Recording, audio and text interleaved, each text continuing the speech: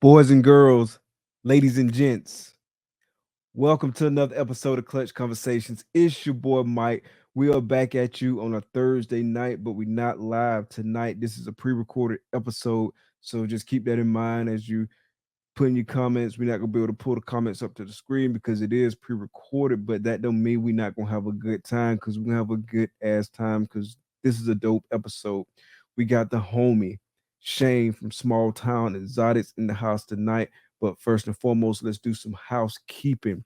Shout out to my lovely wife, Takara. She don't have to control the comments tonight because, again, we're not live, but shout out for always holding us down. Shout out to all the people in the chat who come and show us support each and every week. Listen to the podcast, following us, doing all that. Please make sure you hit that like button tonight. If you aren't already subscribed, please subscribe and make sure everyone hits that notification bell. All of that really helps us out. We appreciate the support. We also are on all major podcasting platforms. So if the audio only is your jam, guess what? We there for you on all major podcasting platforms. So that's Apple Podcasts, Google Podcasts, Spotify. I can't even talk. Spotify, all that. We are there all the time. So make sure you come check us out on there. Make sure you are supporting US Art and US Art Florida. The link for both of those organizations are in the description of the video. Please go get your membership. If you're not a member, please give donations. If you can give donations, do whatever you can to help support those organizations, because both of those organizations are fighting for our rights as reptile keepers. So make sure we're showing support because they need us in this fight. So like I said, tonight we got Shane from Small Town Xotics. But first, we're going to kick this intro. We're going to kick this intro.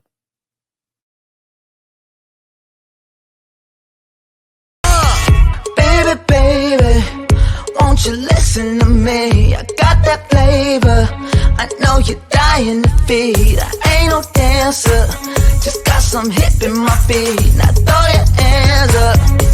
Ooh, you bring the lighter, I got the fuse. You make a fire, I'll add the fuel. Follow my lead, just watch your shoes. Gotta turn the heat up to get this cool. Who you know who looking like this for real? Who you know who looking like this? Who you know who looking like this for real? Who you know who looking like this? Who you know who looking like this for real? Who you know who looking like this? Who you know who looking like this for real? Who you know who looking like this?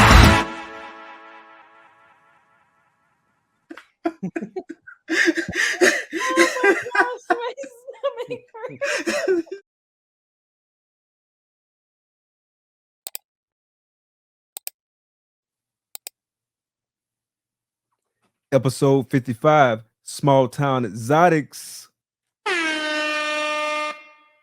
What's good, bro? How's it going? Going good, man. How are you? Pretty good, man. Just cooling it on a Sunday.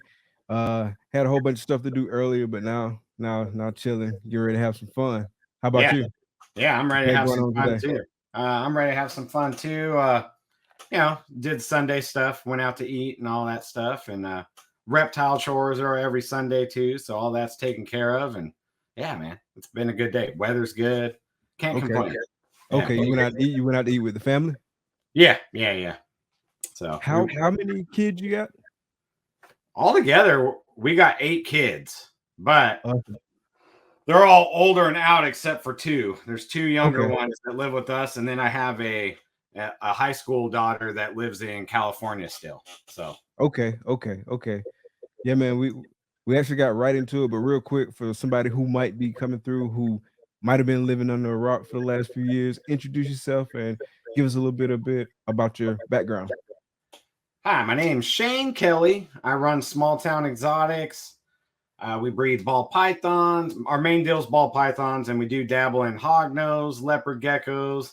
And I'm just starting to collect some locality boas for longer term stuff. And yeah, man, we started collecting in 2019 and started breeding in 2020. So yeah, we got a few years under our belt, but we're still relatively new as well. Never claimed to know it all and always trying to learn. Cool. So a random wild question right off the back. So tell everybody something that a lot of people might not know about you. What's something you can think of you want to share? Oh man, I think most people know everything about me at this point, but I mean, I'm from a little town in Santa Paula, like outside of LA. So like I was in Southern California my whole life, but I was kind of secluded. I grew up in a small town, and that's kind of where we got our name. And unless you had a car, it felt like you were on a different planet, you know? So growing up, I was kind of like stuck in my little town until I was able to like, get a job and venture out to other places. So yeah, man, that's probably something I haven't talked about much is I was raised in a little small town. And what I mean by small town, that's like Southern California small town. So it was like the town was 3 miles long, but it had about a population of like 26,000. So there was kind of a lot of people there, but it was just like a little town in the middle of orange orchards, surrounded by orange orchards everywhere. So okay, that's what's up. So what'd you say the name of it was? Name of the small town? Santa Paula. It's in Ventura County, the next county up from LA, right below Santa Barbara, just kind of sandwiched in between those two. So close to the beach and all that stuff too, Okay, and so you were there pretty much your whole childhood? Yeah, for the most part. I mean, I lived in some other places. I lived in Oregon for a little bit as a kid, lived in Utah as a young adult, but for the most part, I was in Santa Paula. And then as a young adult, I lived in Ventura, like the town right on the beach. And then before we moved to Tennessee, we had lived in Bakersfield out in the desert for 10 years. So total opposite from the beach scene. We went out to the desert and it was a total different experience, so. Heck yeah. So why'd y'all move out to the desert? Like, did you relocate for work or something like that? Or yeah, there was I had better work opportunities up there, and the cost of living is like half the cost versus living on the coastal side of things, So okay. I'm sure it's like that anywhere there's a coast, like the closer you get to the beach, the more expensive it is. More expensive. So. Yeah. 100%. Like a quick example was like what we were paying for a 2-bedroom apartment in Ventura. Our mortgage payment on our 4-bedroom house in Bakersfield was cheaper. So, I mean, it was like that drastic of a difference. That's why we're like, neither of us really like the desert, but if we want to actually own a home and start getting that part of our life established, we need to move out off the beach, need to get out of the beach. So, yeah, man, it gets expensive, man, in certain areas. Yeah. In Knoxville, is the cost of living better than everywhere you've been before? Yeah, the housing market's similar to Bakersfield, but like everything else is cheaper. There's like hardly any taxes. Like there's no state income tax like taken out of my paychecks from my job or anything, and just like property taxes, gas. Like when you go to the gas station, I mean that's cheaper. So like all that other stuff is cheaper. So that's what's up. It's a car registration is super cheap. So like in California, it cost me $500 a year to register I have a Toyota Tundra. It cost me $500 a year. Here it's $65. $65. Oh, that's a big difference. A huge So like you start adding up all those little things and it is cheaper, Yeah, it starts to add up. Yeah, it's amazing like how much more expensive just one place in the same country can be. Right. You know what I'm saying? Not that far away from each other sometimes. Like I live in Gainesville, Florida right now, and I'm from Valdosta, Georgia, and it's like an hour and a half away. So not that far distance wise, but cost of living wise, man, it's night and day. It's crazy. Right. Well, that's how it was. That's how it was between Ventura and Bakersfield in California. So they're 2 hours away from each other, but like the cost of living was half the amount in Bakersfield. but all the jobs pay the same because you're still in that same area. So it was just like kind of like a no-brainer when we did that move. But Oh yeah, 100%, 100%. So you say y'all been doing this since 2019, you said? yeah, that's when we branded ourselves. That's when we made our YouTube channel, started buying our collection, and just started building then. So yeah. Okay. And how many iterations did you go through before you landed on Small Town Exotics? Was that like the first thing you came up with, or did you kind of go through like a number of different iterations? Well, publicly, it's only been Small Town Exotics. We kicked around a couple other names like before we started, like using our last name and stuff. But I was like, man, there's a lot of people that have their last name, and then like my wife's name's Kelly and her last name's Kelly, so we're thinking about playing something off that, like Kelly and Kelly and whatever. And and then, like I said, we were both from Santa Paula, California, so I said, well, let's do something with the small town. And then there's a Guns N' Roses song that sings about a small town. That's both of our favorite bands. So I was like, let's just do small town exotics. The exotics kind of keep it open so we can float around and do different things other than ball pythons. And and then that's just how it stuck. This is our second logo. I had a different logo at first for like a week and I didn't like it. So I just instantly tossed that one and then got this logo. And yeah, then what did that one look like? How was it different? Just like, well, at first we had an E in the exotics, so it said STE, and it was a circle, and it was just, I mean, it was a good logo, but it was just, it just didn't speak to me personally. And then I don't know if you remember, but like at that time when I was just like starting Instagram, like there was a lot of people on Facebook talking about a social media site called MeWe. I don't know if you ever heard of it. I have. Yeah, so like I started something over there too, but it wouldn't let me use the word exotics with an E. It was considering it like a bad word. Did it think it was like some porn or something crazy? Yeah, that's the only thing I could think of. So I was like, let's try dropping the E. And it took that. And I was like, you know what, let's just go with that. And that was right when I was getting the logo and stuff made too. So I talked to the logo guy and he's like, yeah, man, we could drop it and everything. So yeah, so that's how like we dropped the E, because I was like, well, if that website's doing it, possibly that might be a trend for the future, and I don't want to have a name that's like I can't even use, so that's how that all started. Gotcha. So it seemed like y'all hit the ground running. So talk about y'all strategy when y'all first kind of came out and started like marketing yourselves and doing social media and all that. Talk about your strategy, because it seemed like y'all rose pretty quickly. Yeah, I just started. Well, I was listening to podcasts, so it was like Bullshit and Snakes and the Fat Man were the only ones back then, and that's where I kind of like started going on the business side of it. Like, oh, this little hobby of collecting snakes can actually be something more.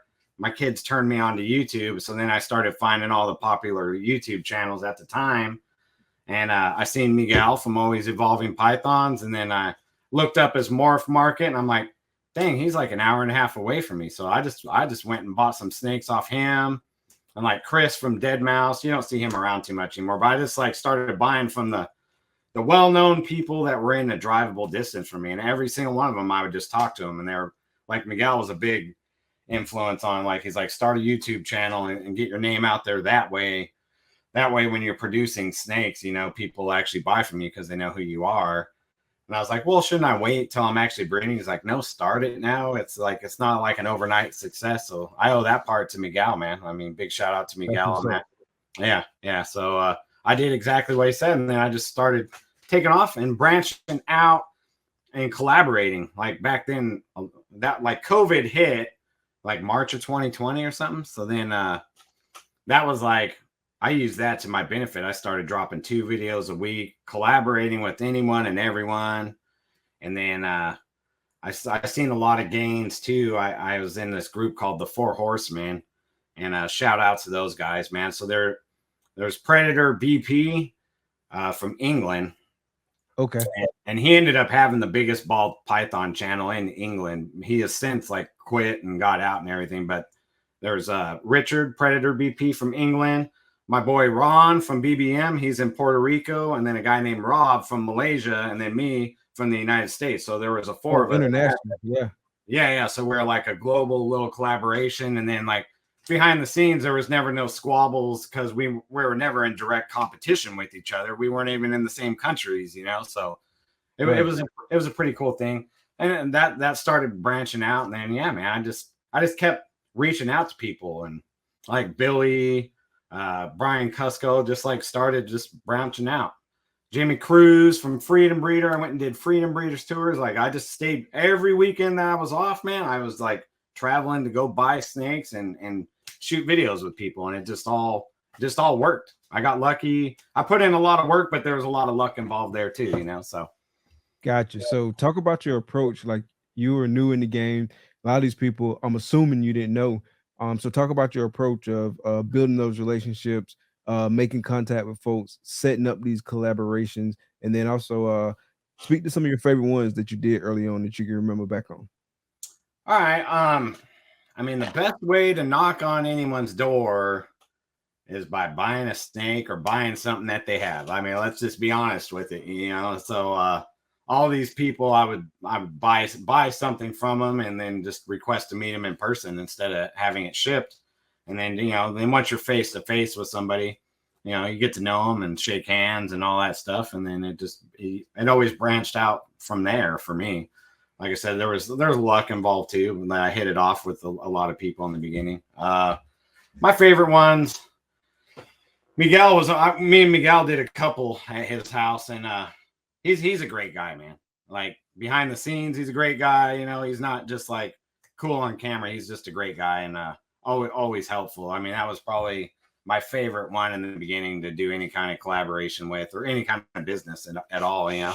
And Jimmy Cruz was a great one too. That opened the doors up. Like he was a few hours north of me, and he has a real tight crew up there in the Fresno area, and they do like during COVID, they were doing monthly parties and little reptile shows at their house. So me and my wife would go up there and mingle with all them at Jimmy Cruz's house. And so that was always fun, man. I mean, that was I filmed a few videos up there, but that was like, I went up there to buy some snakes and film a video and then developed a friendship and like got drawn into a whole community that was, you know, just north of me and stuff. So, I mean, that was a real good one too. Those are probably my top two right there. And then, of course, the Four Horsemen for the ones I couldn't meet in real life. I mean, that was a great experience, man. I got to know the three of those other guys. And like Ron from BBM Reptiles, like, yeah, I still consider him like one of my mentors. You know, I could call him and he's like, he'll give you the brutal, honest truth of what's going on and what has to happen. If you got something going sideways with your snakes or something, you know, it's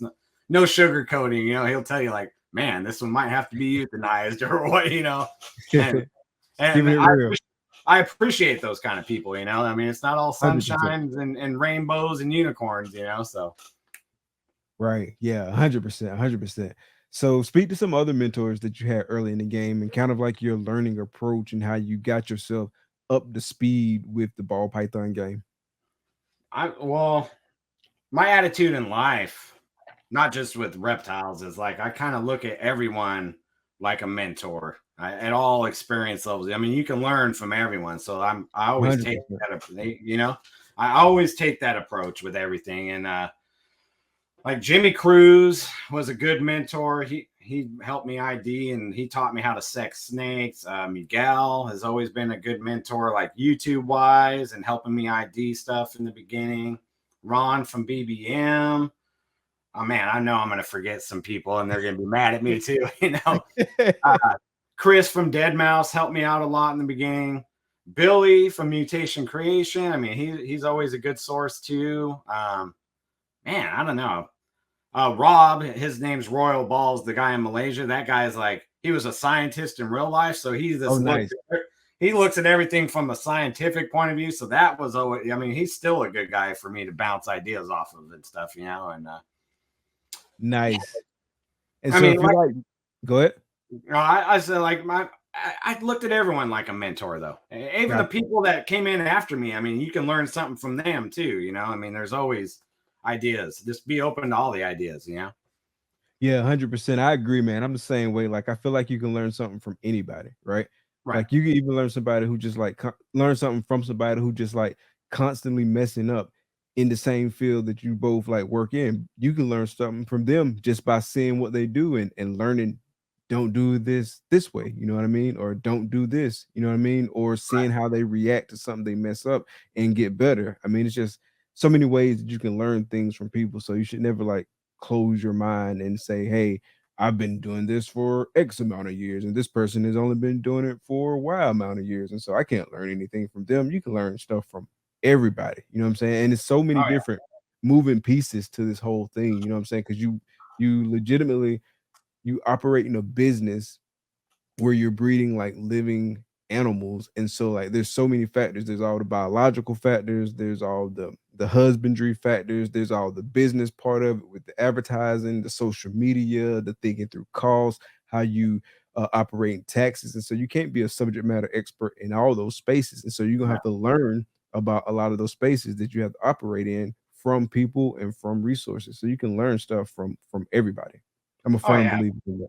for sure, man. Like one of my he's like a continuing mentor is Sal Gomez from Gomez Pythons. I mean, that Okay. guy, we started out like building our brands at the same time, but a lot of people don't know he has been in the reptiles like since way back when. You know, he did boas, he did leopard geckos. He's been doing it. He just wasn't like branded the way he is today through all those years. And then he kind of stepped Sure. away. But so that guy knows a ton. And I talk to him all the time, man. Now he's running marathons and breeding snakes and doing all, you know, I mean, that dude's an animal, man. I haven't made it to the marathons yet. I'm not there yet, not quite. Yeah. Yeah, he's like, I just ran 8 miles this morning and did an ice bath. I'm like, better you than me, buddy. I ain't doing that, you know. Yeah, he sounded like Ozzy. Like Ozzy was talking about like doing a bunch of running, and he do the ice baths too. The cold plunge. Yeah. Yeah. Yeah. I'm not there at the marathons yet. Yeah, I'm good. Yeah, I definitely need to get in better shape though. I ain't gonna lie, I've been slacking lately, so I definitely need to step my game up in that space.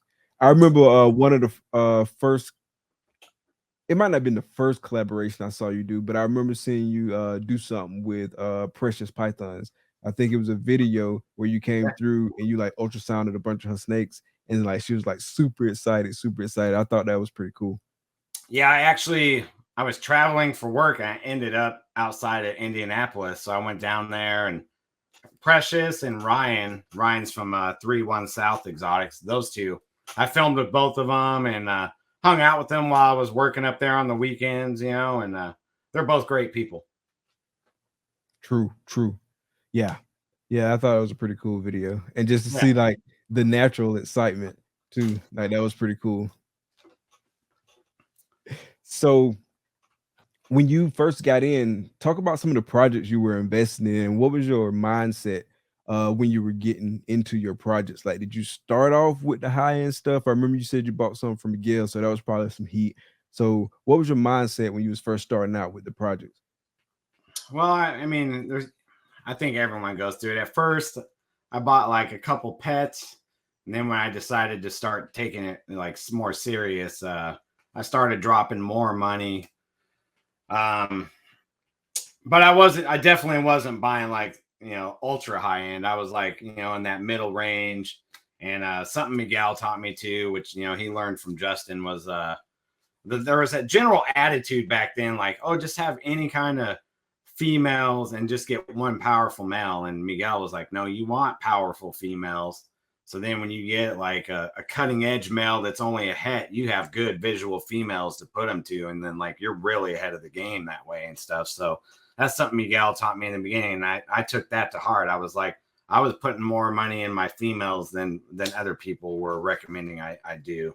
So, but as far as projects, man, I've always loved genetic stripe, and I watched YouTube like every waking hour that I wasn't working or whatever for like the first 2 years, man. So I was like going way back in time, and I seen Justin do a video. He was at some show, and he highlighted the G stripe clown. Ninja Balls had it there at the show, and I seen that snake, and I was like, damn, dude, that's my project, you know? And so I started talking about it, and there wasn't really much on Morph Market back then with that. So I was like, I'm going to start, you know, genetic stripes and clowns and start building double hets. And I swear to God, everyone told me in the beginning, like, you're crazy. That's garbage. Anything with genetic stripe is stupid. And then, like, lo and behold, I don't know, maybe a year later, maybe less, but like Justin and Ozzy both dropped a picture of them being in the project. And then everyone's like, oh, that's the best thing ever. Like, funny how that works, huh? yeah. I was like, oh, you guys all told me I was crazy, you know, but whatever. So, like, that was something I started to build at the beginning, was like having clowns and genetic stripes on both sides, so I could start doing double hets. And you know, those double hets I made that first year are now breeding for me and stuff too. So things are starting to come full circle for me on that. And then like, my wife has a little dreamsicle project, so we made our first like visual dreamsicle this year. And like, I put some money in Sunset, and yeah, man, I had puzzle and I had other stuff going too, but last year I spent some time like really soul searching on like where my heart is. And like, because you only have enough rooms for so many recessive projects, you know. And so like, I downsized. Like, pieds were taking over my room, so I got rid of a whole bunch of pied, because I had a whole nother season of double het G-stripe clowns that I'd bred that were going to be moving over to the adult size. So it was like, yeah, so pretty much G-stripe clown, hypo, DG, all mixing around in there. That's my main focus. And then I still have a little bit of the pied here, like the dreamsicle related stuff for the wife. And that's my main deal, man. And Gotcha. I might even reduce the dreamsicle pied side of the stuff a little bit more, man, because like, I'm just like, every year I'm building more and more double hets and triple hets and all this stuff. And I'm like, man, I need more racks and I need more room. Yeah, it starts adding up quick. Like, I was sitting here today thinking through the pairings that I was planning to do for this year, and the ones I've already done. So the ones I've done, and then the ones that I plan on doing, because these girls aren't as far along as some of my other girls. And then like, I start adding up the total clutches, and like, I always, like, when I do the math, I always just assume it's gonna be 6 eggs per clutch, like, on average. That's just a number I work with, because I need a number to work with. You know what I mean? Like, to do math and to plan and stuff like that. And so like, I'm doing the math. I was like, yeah, that math ain't mathing. Like, I'm gonna need at least one more hatchling rack if I want to do like all these pairings. So like, I start rethinking some things, like, I might not do that. I might not do that. I might not do that. You know what I'm saying? And just like really refining it, because I don't want to be like burnt out and have too much going on. And like, there's like a reality where that can be the case. You know what I mean? Like, just knowing all the other things I got going on, and then be like spacing issues. Like, I want to keep it like at a certain level. And so I want to like make sure that leveraging and utilizing that space, you know what I'm saying, like, to its maximum capacity. And like, I just want to like make sure that everything that I'm doing is very intentional, a lot of purpose, and I'm really maximizing that space instead of like doing too much. Because like, right now I'm not at a place where I want to do way too much, if that makes sense. Right. And I kind of unintentionally, I didn't know the market was going to go the way it is right now. But last year I was like, you know what? Instead of buying racks, I'm going to focus in on like cutting loose some projects. Like how I said, I got rid of puzzle and a lot of the pied and stuff. I'm like, I'm going to stay in the racks that I'm in now, but I'm going to do like the Aussie method, where I'm kind of upgrading my genetics, moving on from some lower level breeders. I know it'll affect my production and stuff, but I had, let's see, 2021, the winter of 2021, I ended up having 21 clutches that year, but it was like 15 of them all dropped. Well, they all dropped whenever, but they were all hatching like right around Thanksgiving. So like, all of a sudden I was just flooded with babies, and I was like, man, this is a lot of work to have them all at once. And like, we weren't shipping till January, and I was like, man, they're here for a couple months too. And I just remember thinking, man, I'm really overworked. And, you know, then I have the other species and stuff going on too. So that's when I decided to kind of like do the Aussie method for 2022. Like, I'm not going to buy racks. I'm just going to move on older breeder females and grow up the better stuff. It'll affect my production, but it'll be better in the long run. So. Gotcha. Yeah, I was talking to Steve Casino yesterday. He was at the Lakeland show here in Florida, and he was talking about like his season last year and how he had like I think he said 172 clutches, and he had even planned to do less, and he had pulled back on some of his breeding. And said when his daughter was like cleaning the cages and stuff, like every day it seemed, or every week it seemed like, hey, you got another girl on eggs, you got another girl on eggs, you got another girl on eggs. It's like so I ended up doing way more than I intended, and I can see that being like something that can happen. You know what I mean? And so I'm definitely going to pare back.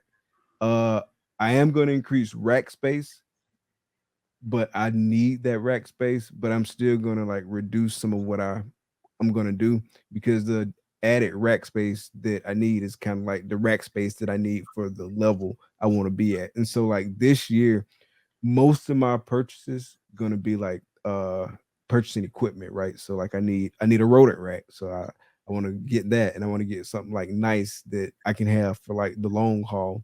I need another snake rack, and so I'm gonna get another professional snake rack. And so that's something else I can have for the long haul. I need show equipment, and so I need to invest in that, and so I'm gonna do that. You know what I mean? And then, but most of the snakes that's added to my collection this year is all going to be holdbacks from pairings that I did this year. Next year, I'll probably invest a little bit more in snakes, but this year I want to focus like my purchases and focus my resources on building the infrastructure of the business more, right? So I can position myself for when the market does bounce back to be ready to go. Yeah. No, I'm picking up what you're putting down, and I'm right there with you, man. Like a lot of I spent a lot of money on females in the beginning, like I was telling you, but now I'm like making the females that would cost me a lot of money if I wanted to go buy them. So I'm like, I ain't selling them because, like, in theory, I'm like, that one's just saved me $6,000. That one just saved me like that's a female I don't have to buy, so they're staying here, man. You know, so yeah. I plan on adding 2 racks this year, though. I'm really interested in that new ARS hatchling rack, that one with the different tub size. I don't know if you've seen it, but they unveiled it at Arlington. So I'm looking forward to looking at it at Tinley. I think I saw one that had like more than 65 tubs. Is that the one you're talking about? It's like 130 tubs. Yeah. Man. Yeah, I like it because the tubs are closer to like a V18 size than those 10 series tubs, you know, that are like shorter and wider. They're like a little bit less wide, but they're taller. So I don't know. I just like the shape of them and stuff. So I'm gonna try one of those out. So space wise, does it take up the same amount of space as the 1065, or does it take up a whole lot more space, or somewhere in between? It's about the same size as an adult rack, you know, like a 50 or like a 40 series or 55 series, but it's roughly the same size. I think it's a little smaller, but it's like 130 tubs. So I'm going to add an adult rack and then add one of those baby racks is what I'm going to add this year. And, okay. Last year I spent money on males and didn't buy racks. This year I'm going to spend that money on racks and maybe not so many males, you know. Yeah, this year, rack wise, I need another 5540. So I'm gonna get another 5540, and I need one more sea serpents hatchling rack. Yeah. And so that'll give me 3 of those, and I should be good for a little while based on like the amount of production I want to do. That should hold me over, I'm thinking. Yeah, I like those sea serpent hatchling racks, man, because you can use the 5 series tubs, the 8 series. I mean, like they're kind of universal. You know, you can set them up and you can move them out when you don't need them, and I mean they're easy to work with. I like them. Yeah, they make some really good racks. Like everything I got in here is either sea serpents or ARS. Yeah. They make some really good stuff though. Say again? I said they're both good brands, and I like those sea serpent ones. I always order them with wheels, so then I can just like you can roll them right out, clean behind them, or just move them out. You know, they're easy to move. You know, I like them. Gotcha. So if you like me, like even like with all the resources that's out there nowadays, you've gone through some challenges on this snake journey. So speak to some of those challenges and about the ultimate lessons you learned from going through some of that. Well, one I haven't talked about too much. So when I moved from California to Tennessee, everyone's like, "Oh man, your season's going to be shot," you know. And I was like, okay, I'll just, it is what it is. I got to move. So it is what it is. And actually the opposite was true. So I had like 17 pairings going on and I ultrasound. So I ended up having 21 clutches that year. That was my second season breeding. I was like, man, that was a lot of babies. What happened though was the following year, so 2022, all my girls like went off food. They weren't breeding. I think like the move delayed it by a year. Like it took a year for them to catch up because I actually moved twice. I moved to Tennessee and into a rental, and then 2 months later I bought a house. So I moved my whole collection twice within 2 months. God. Yeah, so I think it like delayed them a year until they started catching up. But I had a couple RIs come in. So then I went on like a NITO testing spree. So I've changed how I didn't have NITO or nothing, but I changed my biosecurity and how I do things around here. Cause I was like, that was a really big scare for me. Cause I was like, man, if this is NITO and I'm losing my collection, like, whoa, I've just put in so much money and time, more of the time than anything. Like how much blood, sweat, and tears, from like podcasting and like just the social media side, all this work that goes into it. And so that was a battle. And I quit filming for a while because of it and stuff too. Cause I was like, I'm just focused on my snakes and their health and well-being. And it kind of like, I'm not saying like depressed, but I was kind of like down spirited a little bit during all that, which I mean, it's understandable. And, the leopard geckos were kicking off though at the time. So the leopard geckos, like me and my kids breed the leopard geckos together, man. That's what took me through the hard times, man. So shout out to the leopard geckos. Yeah, man. So like, if I have any advice for anyone out there, it'd be like, don't be scared to have like some other kind of species, man. Because if something's going wrong somewhere else, man, that other species will take you through that rough patch, man. It worked for me. I was just like, man, I'm all leopard geckos right now. The ball pythons aren't doing nothing, and I'm taking care of them and everything. So the biosecurity aspect, I do things like in a certain order on certain days now, and I don't cross contaminate. And that was something I already kind of knew. And just from my normal job, I work in safety management and stuff. So that was something I already knew. But like, it was kind of like ignorance is bliss. Like, oh, it won't happen to me. And those are just stories you hear about, like from whenever or whatever. And those few RIs popping up like really hit home with me and took things, made me take things more serious for biosecurity and stuff, man. That was like a big challenge. And so now it does take me longer to do things in my room. I'm real like careful. Like I wash my hands and sanitize between every level and, all this stuff. But I sleep better at night because of it, like, so if one snake didn't eat that week, I'll instantly think, wonder if it's getting an RI, but now I'm like, even if it was, like, I'm super careful between snakes and everything. So even if it was, it's just one thing. It's not going to be going down the rack, so. True. Yeah. What do you think led to the RIs and like from like a numbers perspective, like percentage wise, how many of the snakes had RIs? I want to say I had like 5 or 6 pop up, talked to my vet, and he prescribed some Baytril and stuff. So I was doing the injections. I think it was like every other day. And I don't know what caused the RIs. Honestly, I've racked my head over that. I do know that it probably started with one snake. So my kids changed the water. And so now I've taught them how to do it different, but before it was cross contamination. Why? Because like you could tell, like the order they would change waters in, like the RI started here and then went down, and that's from them changing the waters, going down the rack. And so like I've taught them different now, but totally not their fault or anything. It's my fault. But I don't know how the first one popped up. I mean, I don't know, honestly, because like I take all my snakes are real clean, so I spot clean weekly, every shed. I do a full tub swap, wash the roof of the enclosure, where the tubs slide in and out. I F10 everything, so I don't know. I mean, they're animals too. So yeah, True. But it was the breeders though. So like when the breeders get, when they're done laying, some of them don't get back on food. They're in their like weakest spot. And it was like in that group where it started, so I'm just thinking if their immune system was down, something happened, or who knows, man. I don't know. Gotcha. You think stress, like the stress of moving, played a part in it? And that's what I think, man. Like I said, that 2022, a lot of my like breeder females didn't really want to eat, so it was like a real super slow season. I think I had 10. My season's late though too, so like they'll be laid and then born. So like the clutches that I just hatched were actually like laid in 2022. So I count them from when they're laid, and that's when I fill out the clutch card. So yeah, I had 10.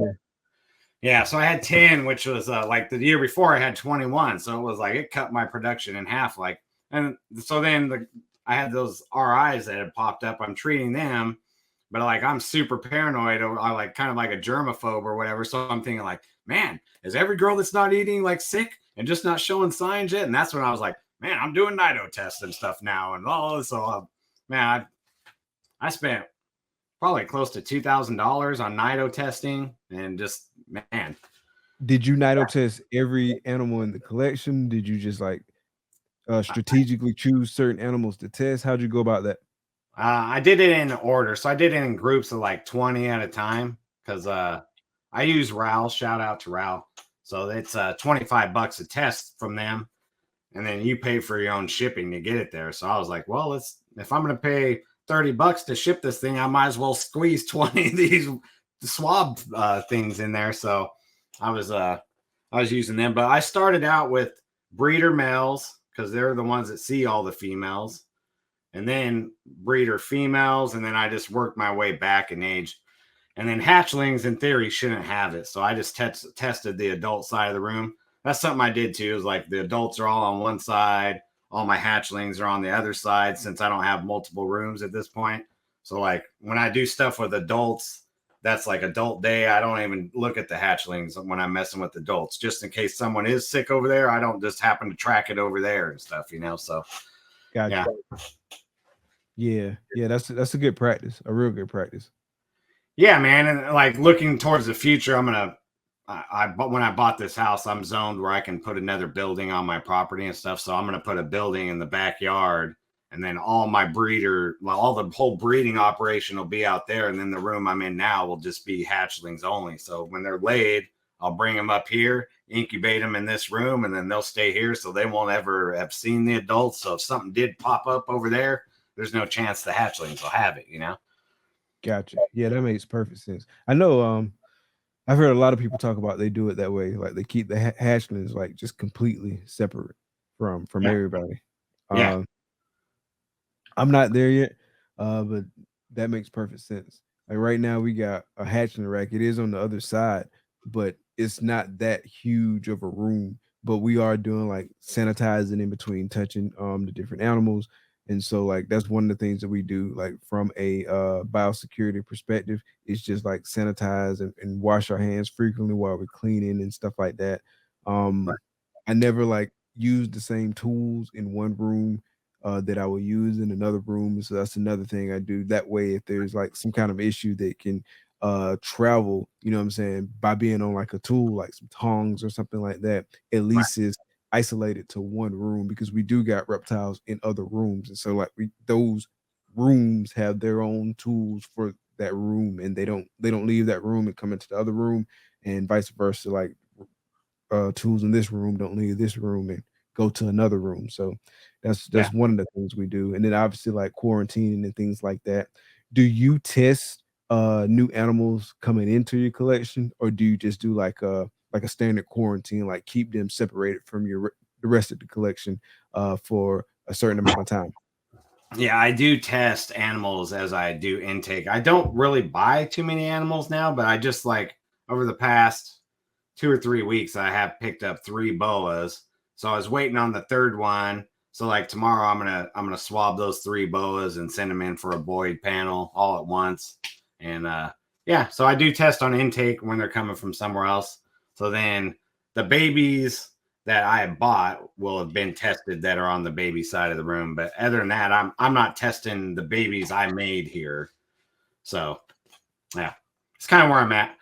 Try to float the balance. I mean, because you're supposed to do follow-up tests every so often and stuff too, which I do. Like now on the adult side, I'll just like I always test something in the breeder male section and the breeder female section, because that's, they're seeing other snakes and whatever, so that's where all the cross contamination can come from now.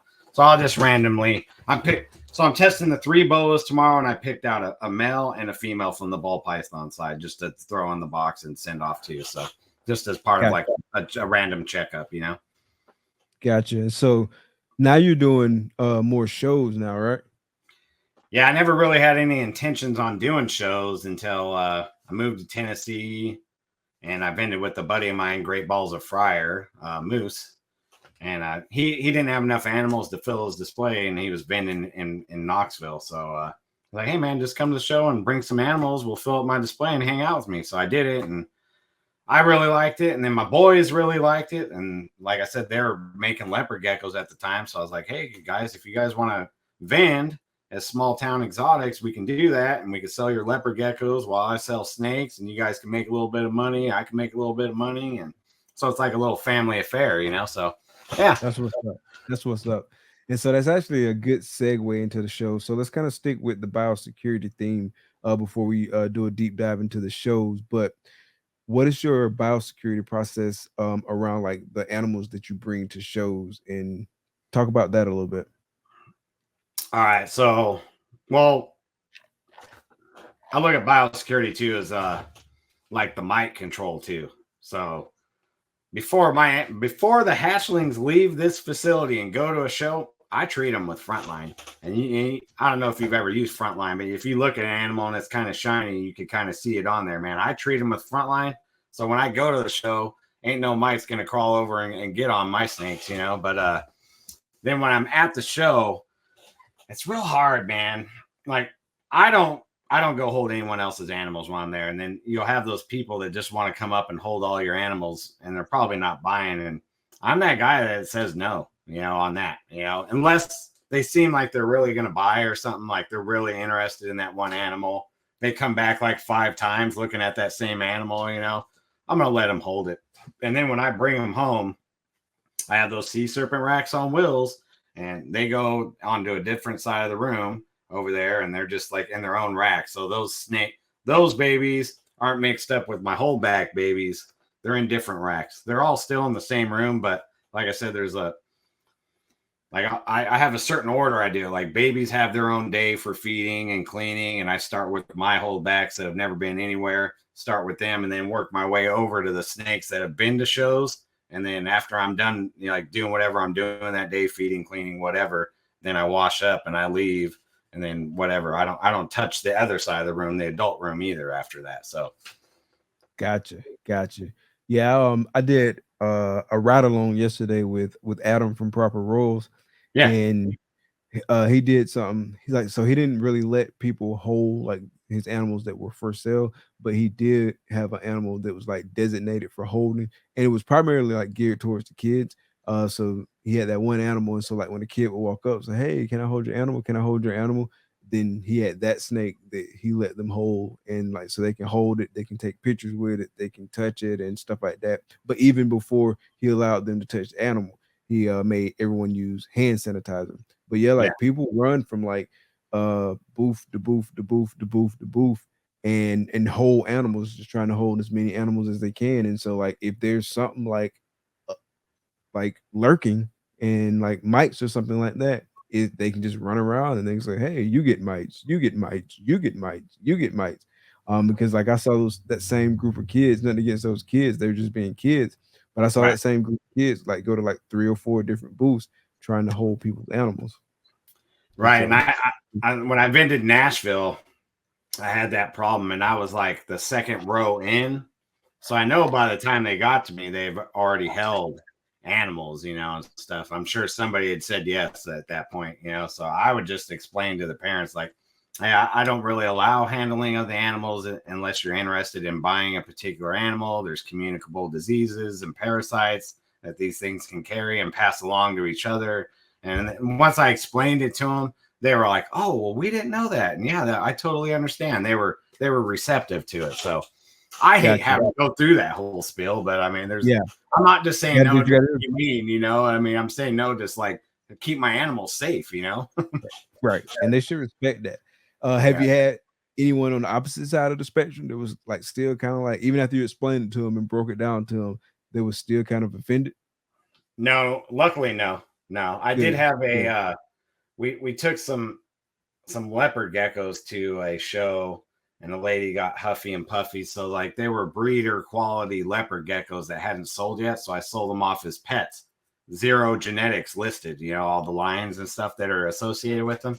And one of the ladies like obviously knew what she was talking about. And she's like, well, what kind of albino is that? And what line and blah, blah, blah. And I'm like, well, if I have to tell, if I tell you that information, I'm gonna have to charge you a breeder price. And she was like, rolls her eyes and stomps off. And I'm like, you're not getting a breeder quality gecko for $40, you know. But that's the only person I had huffy and puffy. I vended, well, with Moose, so I vended a total of 3 shows. So out of 3 shows, that's the only person that got huffy puffy over anything. Gotcha. How you liking the show circuit? It's cool, man. It's cool. We have the Show Me Reptile shows that vend around Tennessee, so I catch those and when I can. And then I am vending Tinley here in a couple weeks. I think it's 2 weeks away right now. So yeah, I'm sharing a table with my buddy Moose from Great Balls of Fire. So he'll have 2 displays. I'll have 2 displays, and yeah, so going up there to the big show, man. Excited. Yeah, when this show airs, it'll be like the Thursday before Tinley weekend, so it'll be real timing. So y'all definitely make sure y'all stop by and go see Shane. Yeah, and yeah, Moose. we'll have we'll see Great Balls of Fire, Small Town Exotics, man. We'll be at the same booth. We'll have my Small Town Exotics. I got a big floor mat that rolls out in front of the booth, and we'll both have our signs up. I think like as far as the map goes, it's Great Balls of Fire spot. So if you want to like come see me, you got to look for Great Balls of Fire, and that's how you'll find me on the map. So 100%. So are you planning on doing anything different at Tinley that you haven't done at like some of the Show Me shows that you've done before? It's just basically the animals I'm going to bring. So when I'm vending locally here within the state, I'm bringing like pet level animals because that's kind of what the crowd is looking for. There's not too many people looking for higher up animals. So I haven't even been listing any of the cool stuff I've been hatching lately on Morph Market. I listed one the other day, but I've just been saving it all for Tinley. So I'm just bringing the higher up stuff. So that's basically the only difference I'm going to do. And I had to buy a different banner since we're sharing the same spot. I have a 8-foot by 8-foot like pop-up wall style banner. Obviously, I can't do that when we're sharing an 8-foot space. So I got one of those retractable ones. But other than that, I'm not planning on doing much different. I was thinking about getting something like those things that magicians have where you can shoot fire out of your wrist and stuff, you know, like get a big hat with a siren on top, you know, and stuff. But I don't know. I don't want to be too much of a spectacle and get kicked out either, you know. Knowing my luck, man, the fire sprinklers would go off or something. And then they'd be like, get this guy out of here. You're banned for life, you know. And you probably have like 15,000 new followers the next day, though. So it'll be worth it. Yeah, I mean, in my head, it would look good with like strobe lights and fire shooting out of my arms. And, you know, that looks good in my head. But I'm like, yeah, I don't know if that'll really work in real life, though, you know. I wish I could get to this Tinley. I will be there in October. Are you planning on vending in October? I'm not sure on that one yet. I got to talk to Moose. I haven't planned it like with my work yet or anything because I have to take time off for that one. But yeah, I'm not sure. I'm not sure. Yeah, I'm not sure. Okay. So typically though, my breeding season is over the winter. So I usually have more animals like now versus October. So that's kind of why I plan on making Tinley March like my main show, even though it's the smaller of the Tinleys. That lines up with my production better. And then I'm gonna start doing Reptilian Nation in September down in Atlanta. So I'm gonna be there. I'm gonna be there this September. I'm vending with Nick Markham from TBM. He's a hognose breeder. But so when I go down there, though, I'll probably be bringing like hognose and leopard geckos more because that's I'll be heavy on that end at that point in the year. So yeah, I actually met Nick at the Valdosta show. It was a Show Me show. Yeah, that's where I met him. Real cool dude. Oh yeah, man. He's real cool. Like he just like totally opened his arms, like, hey man, if you want a table down here, I got you. And everything. I'm like, cool, man. Yeah, I'll go. Yeah, Yeah, because I think he a real Atlanta, cool. I haven't really been to Atlanta from here yet, but on the maps it's like 3.5 hours, so it's not far, you know. Yeah, and then it'll be plenty to do if you want to like go out and do something like after the show or whatever. It'll be some or just hang around. It'll be Yeah, stuff yeah. to And do. I was told that the last September they had 17,000 people through the door, so that's a big number of people, Oh man. wow, I didn't realize the show was that big. Yeah, it's a big 17,000. show. Wow. Okay. Okay. And I think I'm not sure. Don't quote me on this, but I think they would be the closest competition to NARBC because when you go look at their calendar schedule, they're like only a few shows a year, and they're like California, Atlanta, like strategic places throughout the United States. They're not like touring a state over and over again, you know. So Yeah, that makes sense. I put together like a show listing a couple weeks ago because I need to get to more shows, and so I'm gonna try to make a effort to get to more shows this year because I hadn't been getting to any like before yesterday because I went to the Lakeland Repticon. Like it was a smaller show, but it was getting out there, and I got to talk to some people and like network and stuff like that. But I hadn't been to a show since like October 10th, which is borderline embarrassing in Florida because like we have a show every 30 seconds in Florida. And so, and so it's like, bro, why haven't you made it to any shows? And one of the reasons I hadn't made it to any shows is because like a lot of the stuff that we have to do it on the weekend because like I work a lot during the week. And so it's just like rearranging certain things and just making stuff work. You know what I'm saying? And so like that's what I had to do this weekend. And I'm just gonna have to like do that more and more and more and just kind of like plan it. And so like I did a list of some shows and like listed the shows, listed the dates, kind of thought about like what I would have going on like during that time and like how far it is away and just like all kind of other factors like that. And so like I got like certain shows that I'm gonna try to get to. Some are some definite yeses. Daytona is always a definite yes for me. Like right. that's a given. October 10th is gonna be a definite yes for me. Arlington in September is still on the maybe list. What else? Definitely there's Tampa shows and Orlando shows here that are like some pretty good shows, and so those are definitely some yeses. And then it's like some others that maybe, and then there's some other ones that's just like no, at least for this year. But I definitely need to make it to a lot more shows than I have in the past because A is fun.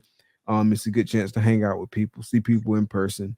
I Right. was saying the other night that like social media is great, but it's still like not a substitute for like in-person meeting and just like really kind of getting to like network and commune with people like in person. But it's Yeah. definitely a great supplement to that. And it's a way to get yourself out and it's a way to kind of like fill in those gaps. But I definitely need to get out in person a lot more often. So definitely going to be doing that a lot more this year.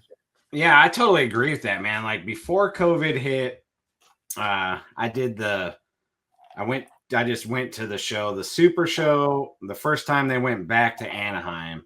And that was like the weekend after New Year's, the New Year's right before COVID hit. And like, so that was fun. I filmed and like met a bunch of people at their tables and, you know, got to put faces to Instagram accounts and all that stuff. But like going to the auction, like I had such a blast, man, because like I just sat there with this group of guys that I'd been interacting with on social media and just bullshitted the whole time, man. And it was just so fun, you know. And like I don't even drink or anything, so like it wasn't like I was just sitting there. Oh, it was so fun because I was hammered. Like, oh man, I mean, like I was just having fun, just talking to people in real life, man. Like you're saying, you know, I was, you know, just breaking bread with them, you know, bidding here and there. Like I'd hear something like, oh, they got a Yoda lamp. I'll bid on that, you know, and then just keep the conversation going, you know.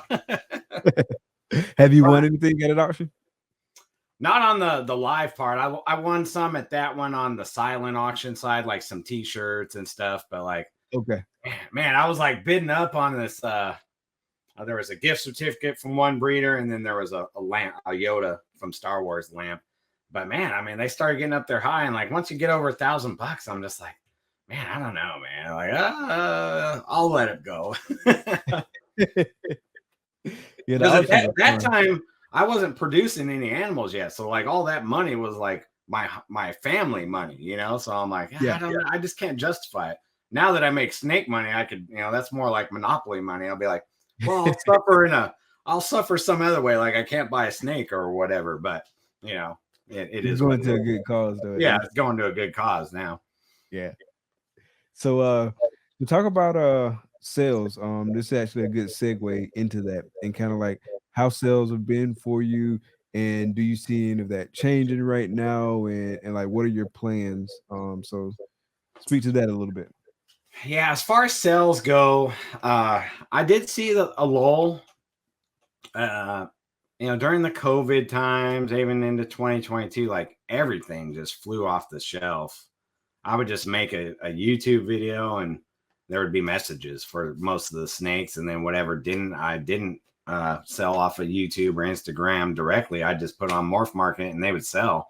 I did experience a few months, it was before December, like where I didn't have a single inquiry on Morph Market.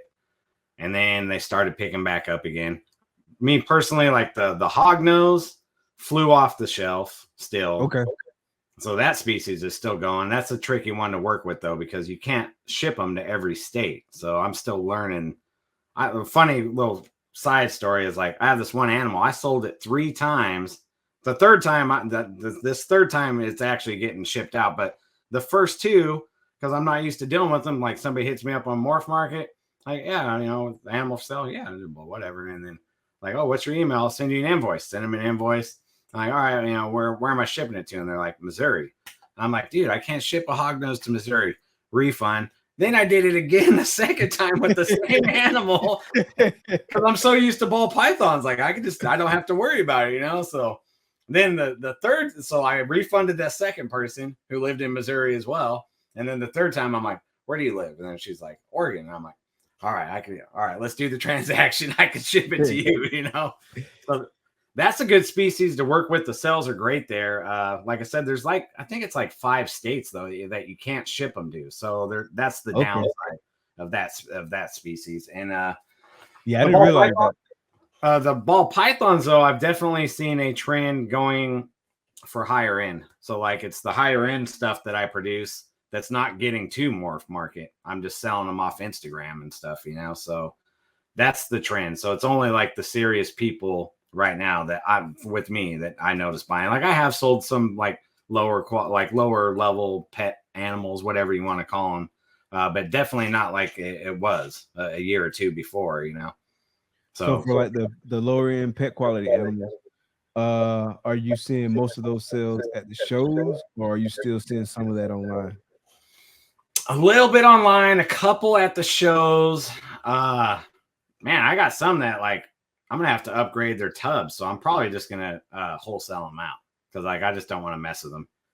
I'm just like I'm too busy with other stuff to really push pet animals. I could do like I don't really mess around with the Facebook groups or whatever. I could go post them to my local groups, but that's like dealing with Craigslist stuff. Like there's like a million people that want it. They always never meet you.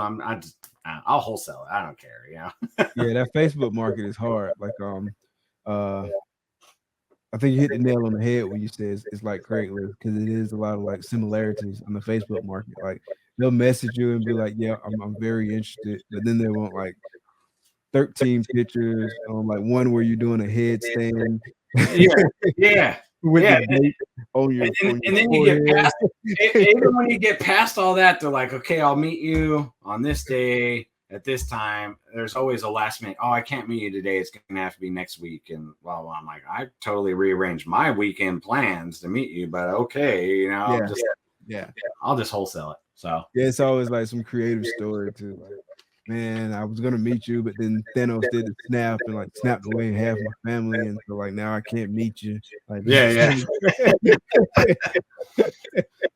As far as the shows go, though, the leopard geckos have actually made the shows for us. Ball pythons, I've only sold a couple at each show, like 1, 2, 3, maybe each show. The leopard geckos are the ones that like paid for the show and everything, really. So. Gotcha. And morph wise, there's a ton of leopard gecko morphs, right? Yes and no. So there's a bunch of different colors. So they're real big into line breeding. So there is morphs and stuff. there's recessive stuff. Like there's 3 different albinos. They're not compatible with each other. There's like 4 different kinds of snow. They're not compatible with each other. You're not supposed to cross any of those things that, whatever. But then there's a whole bunch, like when they say tangerine, it's like, well, what line of tangerine? There could be 50, 60, 70. I don't even know how many. There's just a million. So like, I don't know, man. The line breeding side's a little above my pay grade. Gotcha.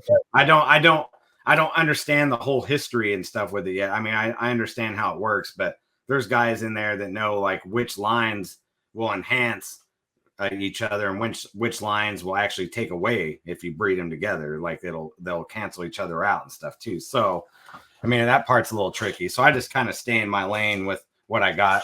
We're pretty small. I think we got 16 adults, so we got 6 males and 10 females. So it's not like we don't have like a whole room full of them, but man, I mean, one female, they lay 2 eggs a cycle. Like you breed them once and they'll lay 2 eggs, and then like 2 to 4 weeks later they'll lay 2 eggs again and 2 eggs. And like I had one female give me, it was like 14 or 16 last year. And so like one female, wow. Yeah, but it's kind of weird how they're, off of one pairing. So wow, it's kind of weird how they're spaced out instead of like having a clutch. Like you got a whole like age group of babies by the time she's done. So you got ones that are like teenager style all the way down to newborns, and it's all from that one breeding. So it's a little different than like ball pythons or any other reptiles. I think geckos are the only ones that do that 2 egg thing. I think that's part of their classification. That's what makes them geckos, is they do the 2 eggs like multiple times. Okay. And so how long does it take the eggs to hatch once the female lays? This is what's cool about them. So you determine their sex. So I can incubate them. I have a smaller incubator that I do hognose and female leopard geckos in. I have that one set at 82. That'll hatch females, and that takes about 50 to 60 days, like the same as a ball python over there. But then if I want to hatch male leopard geckos, I put them in the ball python incubator at 89.5. They'll hatch in about 45 days, and they'll be males. So that's a cool side of leopard geckos. So you're like, oh, I'll put a couple over here in the male section, and then I'll hatch out an army of females over here, So how does the science work on that? I'm not really sure, man. I listened to their podcast and stuff too, and like I heard one of them say there's a theory because the way the weather pattern is over there in Pakistan and stuff where they live, that like during the cooler part is when they first start laying. So they think that's why the cooler eggs will be females, and then towards the end when it's hotter is when they hatch out males. They can all breed in a year too. So like when you hatch out a female, she's breeding next year. So then like the way they hatch them out is like get the females out.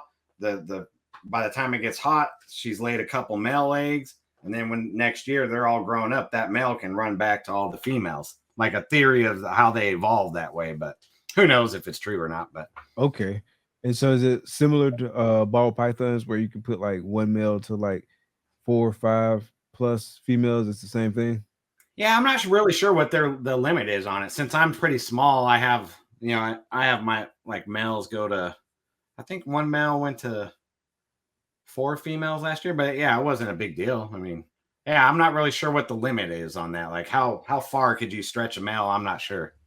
Gotcha. I know like with Boas, something that I learned the hard way in a lot of ways is I didn't realize that you couldn't put one male to like multiple females in a season. Right. With the Boas, like it was more like kind of like a one-to-one type thing with the males and the females per season. I didn't realize that. And so like when I was getting some Boas, like initially when I first started buying Boas, I was kind of planning as if I would be breeding. I didn't know 100% whether or not I would be breeding, but I was kind of buying with the same strategy. And it was just like a rookie mistake, big time rookie mistake. And so like I got a bunch of females, not a bunch, I got 4, but I only got 1 male. And so I wasn't thinking like in the boa world anyway, but I'm not going to breed boas now. Like they're more of like pets. And so it doesn't really matter now, but I didn't know that like going into it that you can like spread a male across like multiple females. So Yeah, it's yeah. things to learn. Hognose are kind of similar. I mean, you don't like cohabitate them like you do with boas and during breeding, but you kind of want to keep hognoses at like a 1 to 1, 1 to 2 as well. You can't spread that male out through like 4, 5, 6 females. Not that, I mean, I'm sure there's somebody that can do it, but not me. It's not me. So Gotcha. something about like the females don't retain the sperm like as well as like a ball python does. So you got to like just keep pairing them and hope you catch that ovulation. And so if he's seeing a different girl every week, you're going to be missing those other ones, you know? So Gotcha. Yep. but I just got a few boas too, man. That's my like retirement animals.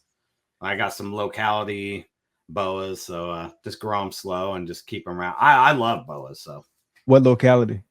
I got Tara Humara, and then I got a Sonoran female. Okay. I'm just gonna stay in that Boa Sigma, the Mexican boas that stay small. So yeah, I love boas. Boas are cool. Yeah, man. I love their personalities, and to me, their like head structure and just the way they look is like the most beautiful snake out there, in my opinion. So Yeah, I don't mind having. Boas are dope.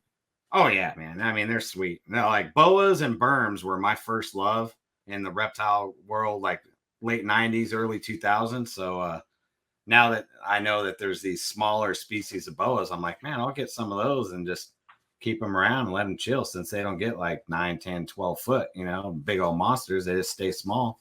That's like the best of both worlds to me, you know? Yeah, 100%. 100%. Yeah, I really like my boas, and ooh, went down the wrong pipe there. Yeah.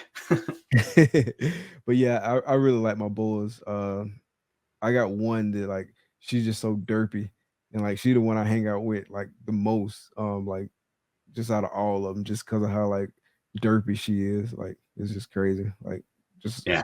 and it's amazing. Like because before like getting into reptiles, like I didn't realize like how much of an individual like a lot of the reptiles are. Like even like within the same species, like all my boas, they got like their own quirks and whatnot. I mean, all my animals, like all the reptiles, like each one has its like own quirks and stuff like that. And there's just like little things like that that you don't realize until you like get in it. You know what I mean? And so like if you're paying attention to your animals, you can like pick up on those quirks, and you kind of like know what's normal for that one versus what's abnormal, because what's normal for one might be completely abnormal for another one. And so like that's pretty cool too.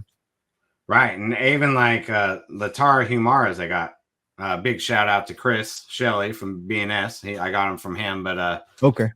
So I got a male and a female from him, and like the female is like huffing and puffing, and like she thinks she's a Billy, you know, she thinks she's badass, you know. Billy badass.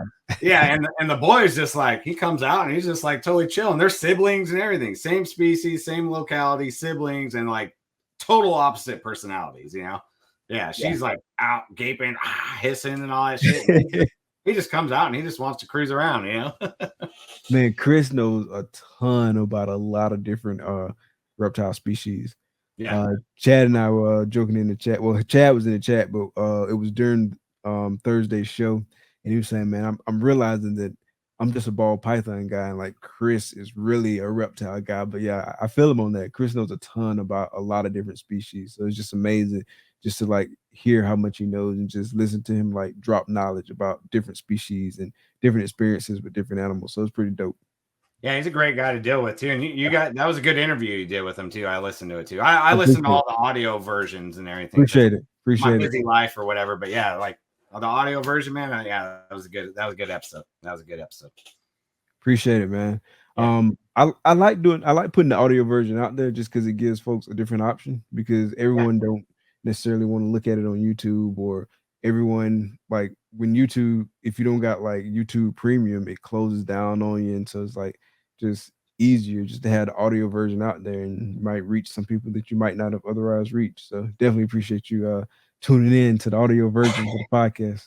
Oh yeah, man. I got a 40-minute drive one way to work. So like I just listen to podcasts there and back every day, you know, and then there's quiet times at work, and if it's quiet enough, I'll throw in an earbud and pick up on the podcast I was listening to as well, which, I mean, you can do it with the YouTube one, but it's like it's playing or at work, like I have to put it in my lunchbox, and then my phone's in there bouncing around in my machine. And Yeah. audio version's better for me. Yeah. You know, I appreciate you doing the audio version. Thank you. Yes, sir. No problem. Appreciate you checking it out. I've been trying to get a lot of people to make sure they put their podcast on the audio version, because I mean, again, it's another option for folks, and so Right. might as well. Why not? Yeah, I mean, like this style, like an interview and stuff, is easily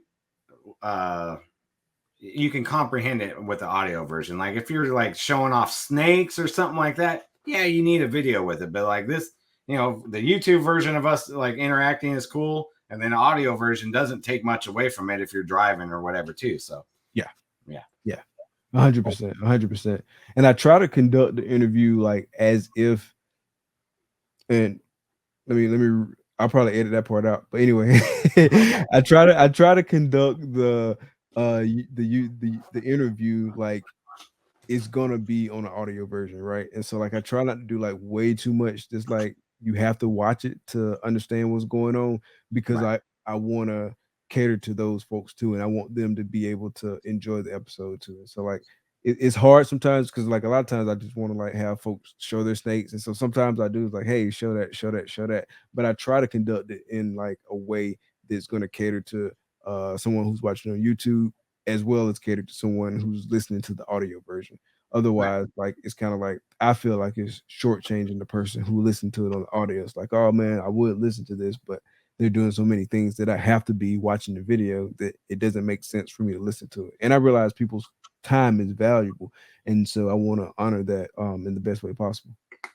Yeah, and I mean, the more versions you have, like platforms and stuff out there, the wider audience you're going to reach too. You know, because maybe someone doesn't like YouTube for some reason. I don't know why they wouldn't, but you know, maybe they're just like, oh, I don't listen to YouTube, but oh, I'll listen to the Apple Podcast or Spotify or something. You know, so make it available. Like my personal the videos I make for my channel, I also put them on that other platform, Rumble too. So I see you drop a lot on Rumble. I think I dropped like one video, so I'm definitely slacking on Rumble, but I see you drop a lot. Like I think you probably like the most active person in the reptile community on Rumble. Yeah, what if YouTube gets mad? What if YouTube gets mad at all of us reptile guys and kicks us all off the platform? I'll be like, well, I've already got Rumble like established, so like I'm already there, you know. So all right, cool. I got Plan B's over there. Obviously, I don't get nearly the amount of views over there, but it's a backup. Like, what if something happens with YouTube and my account gets deleted? Then I got everything over there too. Like, hey man, I made this video. If they had a question about a snake or something, like go over on Rumble and check out this clutch, you know, whatever that video is, you know. So Gotcha. So getting back to like work and doing the snakes and family and just like work-life balance overall, do you ever have some challenges in that space, like with so much going on? all the time, man, all the time. It's like a never-ending battle on where is the balance at. You know, it's rough. And like right now I work nights, so that adds more to that, you know. So like I said, at one point when COVID hit, I was doing 2 videos a week, and that was a lot of work, man, like with just everything else in my life. But it helped, and I kind of looked at it like, you know, people are stuck at home, so let's give them more content, you know, and help them deal with whatever they might be going through. But then as the world started going back to normal, I went back to 1 a week. And like right now, it's hard for me to even hit the 1 a week. I've missed like 1 or 2 weeks since I've been back, but it's hard, man, because like my collection's grown. So like what I do personally is like I work at night, I come home, I go to bed at 8 in the morning, I wake up at 2, I spend a couple hours cleaning snakes. My boys come home from school at like 4. Me and them cook dinner together at 5. My wife comes home, we all have dinner, watch an episode of Yellowstone or something with the wife, then I'm off to work, and then just keep repeating. And that's the way I found my balance. So but it's always a battle though, you know, because I'm not like, well, I need more time with the snakes, or I need more time with the family, and it's rough, man. But I think it pays off though too, you know. Like I'm looking at the whole reptile thing as kind of a supplemental retirement. Like if it ever became full time, that would be cool too. But I don't plan on quitting my day job anytime soon. But like as I get older, maybe I only want to work my day job part time and then do reptiles more, you know? So I'm kind of looking at it more like that, like 5, 10, 15 years down the road. So the more work I put in now is going to pay off better in the long run. Gotcha. Playing the long game. Yeah. Yeah. If I could, I would never sleep and I would just run my life 24 hours, but I am human and I have to sleep. So yeah, and it catches up with you. Like, I know me, it definitely catch up with me. Like I can run and run off a little bit of sleep for like X amount of time, but at some point, like I gotta kind of like chill, relax, get some rest and reset. And then I can do it again. But at some point, like you owe that to yourself. You know what I mean? yeah, I know when I'm really pushing it because I'm the kind of guy that like I always wake up like it could be 5 minutes or 30 minutes, but sometime right before my alarm, like my internal alarm knows that my alarm's going to go off and I'll wake up and turn it off and get up. But there's times that like a couple times here recently, I've apparently woke up and I have 2 alarms set, Alexa and my phone, and I've turned both of them off and went back to sleep and not remember. And I'm like, oh, it's time to like do a sleep day and catch up, you know? Yeah.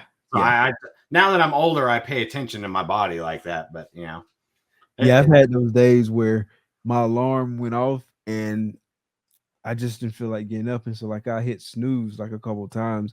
And then like later that day when I'm going through my phone, like I might be searching for a picture and realize like I must have like clicked and did a screenshot of my alarm when I hit snooze. And so like I got this screenshot of like 5:00, 5:03. Yeah. It's just random ass screenshot. Like that always makes me like chuckle and laugh like later on during the day. Like, oh yeah. Yeah, I was struggling this morning.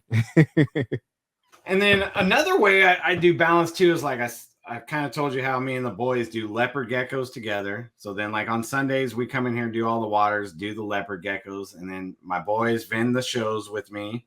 And then when the show's local or drivable, my wife will come too. And she hangs out with reptile people, some of them too.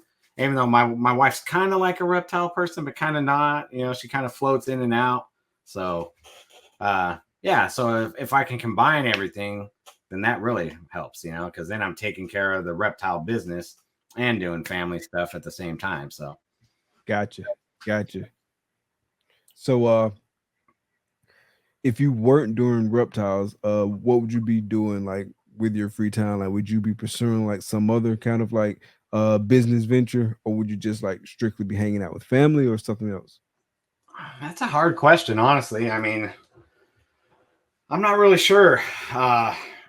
Reptiles came at like the right time in my life, man, because I was shutting down another business. I used to have a tree trimming service. Okay. I was shutting that down. And so I basically just put the money from that business into the reptile business. But I'm like a squirrel, man. I'm always bouncing around and like I know I need to relax, but I never do. So like I don't know what I would do if I didn't have reptiles. I'm sure I'd be up to something, but I don't know. The reptiles keeps me home and in the house. So that's a payoff for the family, you know, because like when I was doing other stuff, like all that stuff would take me away from the house, you know. So yeah. I don't know, man. I couldn't really picture my life without reptiles at this point. Yeah, good point. Yeah. So we only been doing it like since 2020, but it's like really completely changed our life. And I couldn't honestly picture my life without it now either. And it's only been what 3 years now. Right. But it just changes everything. And it's for us, it's been changed for the better overall. Yeah, and I've kind of talked about this on other podcasts, but I'll talk about it a little bit here. So like when I got into reptiles, I was a year sober from away from drinking. So that used to be like if I wasn't working my normal job or my side business, I used to just sit around and drink and listen to music and stuff. And so I did a lot of like 12-step programs and stuff and still do. But like reptiles kind of took the place of what used to be my drinking, sit around, just get hammered time, you know. And I think doing reptiles is a better example than sitting around getting drunk in front of my kids, in my opinion. So 100%. Yeah. yeah. That's dope. And it's done that for a lot of people. Like, insert like whatever advice here. Reptiles has helped them like focus on the reptiles and focus on doing something different. And they didn't have to focus on that and they got away from that. So that's another dope thing about reptiles that a lot of people don't understand. I know I personally didn't understand it before getting into this and hearing people's story and like stuff like that. So that's just another dope thing that reptiles has helped do for a lot of people. Yeah, man. And I didn't really realize it at first, but then every year I get my chip saying how many years I've been sober or whatever. And that's really the only time I like post about it on my reptile page. And it's just like for encouragement for anyone else. But like when I do post my new chip every year, I'll get a ton of messages from people like, yeah, I did the same for me, or, you know, I'm at 2 years or I'm at 15 years. There's a lot of people out there that have a similar story to me. So it's encouraging to me as well as it's encouraging to them. It's like a cycle, you know. It's like, oh yeah, he's doing something similar to me and has a similar story, and you know, it's working. So I like it. Yeah, that's what's up, man. Congratulations too. Thank you. Yes, sir. So what else you got on the horizon for small town Xotics? Like what's next? Got anything? Nothing. I mean, Tinley has been my main focus for the past few months. Well, actually longer than that. So that's why I kind of vended these first local shows to like get my feet wet and get my routine down and stuff. So Tinley has been like my main short-term focus. As far as long-term focus, it's mainly just keep working my G-stripe clown with hypo and DG in there, and adding the building is like the next big step, is adding the building in the backyard. I want something that's like 14 or 15 foot wide by about 20 to 30 foot long. So then like I'm good for a long time, you know, just that'll be all breeders. And that's like my main goals for small town. And then of course, just keep making my YouTube videos and posting on Instagram and interacting with as many people as I can, man. I mean, that's what it's all about to me. And I love to help people because a lot of people helped me in the beginning. So like, anyone messages me, man, if I can help them with any of their questions, I always do, man. I believe in that, paying it forward and paying it backward and sideways in every direction. You know? Everywhere. Like people help me, so like I feel like happy to be able to help anyone else, man. And that's just like part of like being a recovered alcoholic and addict too, man. Like that's what we do in that program too. So that's what I do over here as well, you know, and just try to just keep people alive and keep them going, you know. You planning on making a YouTube video at Tinley? I've been thinking about it, man. I'm trying to think of a different angle because me personally, I'm not saying anything bad about anyone that does them, but like I got burned out of like just people going around filming videos at a show because it's like, I don't know, I've seen like 2 million of them at this point. So I'm like, what if I just did one where it was just like everyone that stopped by my booth, they said, hi, I'm like their name and whatever their brand is. And then it just clips to the next one. Like, this is how many people stopped by my booth this weekend. I don't know, just something different, you know? Yeah, that's a good point. So the one thing that this is my very first Tinley period. So like, I'm happy to be vending it, but but on the flip side, I won't be able to walk around because I'm just going by myself for this show. So like, I won't have anyone to watch my booth, like not like one of my family. I mean, Moose and Jen from Great Balls of Fire could, but I want to be at my booth, you know, so I won't get to really adventure around until the show shuts down. And so, yeah, maybe Friday you can get to walk around. Like it'll be before all the people there, but maybe you get to walk around and like chat with like some of the other vendors and stuff, or some of the people who got the VIP passes. Yeah, that's what I'm hoping. But then I was thinking like, yeah, but no, my luck, I would walk over to the next row to go talk to somebody, and somebody with a VIP badge is like, hey, I want that snake. Oh, he's not here. And we'll walk on to somewhere else, you know? That's a good point. That would have been my best sell of the whole show, you know? Like, oh, man. Hey, I was going to buy that snake for $5,000, but I went and spent it over here because you were over there talking. Like, oh, man. You're doing your YouTube shit. Yeah. We seen you with the camera. We didn't want to interrupt you, though. So we went somewhere else. Like, oh, yeah, man, my luck. So when you establishing the new building, you're gonna do like YouTube, like Yeah. documentary of that and whatnot. Oh yeah. From the ground up, I'll document that whole process, man. Because that was a big regret I had when I started my YouTube channel. Like I did a garage conversion in California, and I should have filmed that what I did, because after I did it's right when I started my YouTube channel after it was built, and then like everyone asked about my room, and then once I said, oh yeah, I converted a garage, it was like I constantly explained what I did, and I was like, I should have just filmed a video. Yeah. And then I documented the whole process, and then I could have just shared the video to anyone, because I was like, yeah, I split a garage in half this way and mini split over here and blah blah blah. And I was like, man, I should have just filmed that. That probably would have been one of those videos that's still getting hits today too, you know? Yeah, 100%. Yeah, because those are like, those style videos are the ones that always get views. Like I did a random like, how do I feed frozen thawed, and those videos still get views to this day, you know? Yeah, because somebody's always looking for that. Yeah. Always.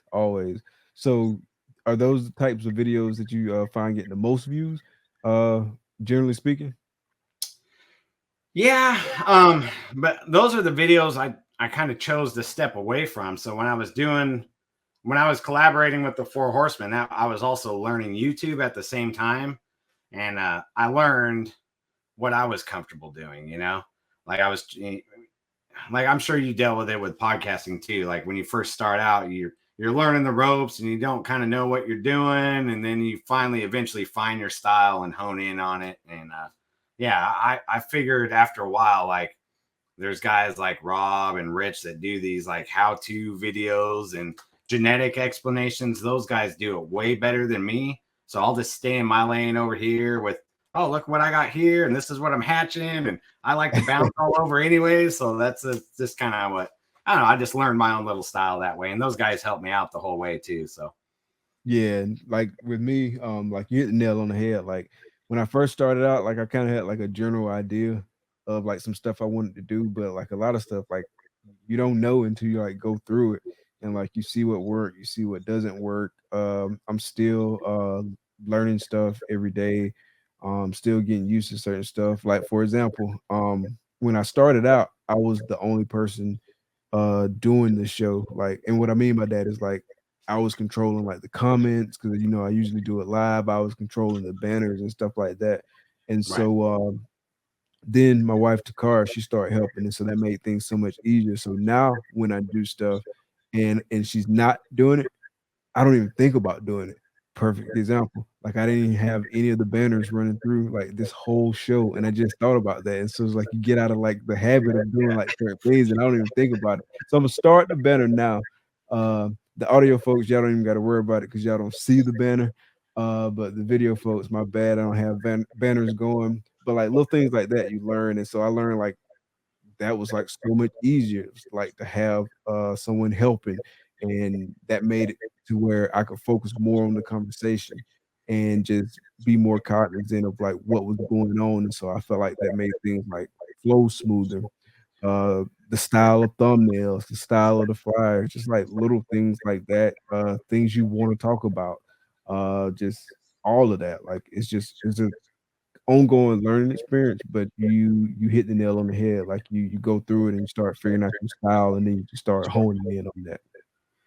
Yeah, and like when I went and did me and Brian Cusco filmed on each other's channel at his house, and he's a great like for information on vlogging and all the cameras and all that stuff, man. Great source of information, and he's like the kind of guy that tells you where to find the answer instead of telling you the answer.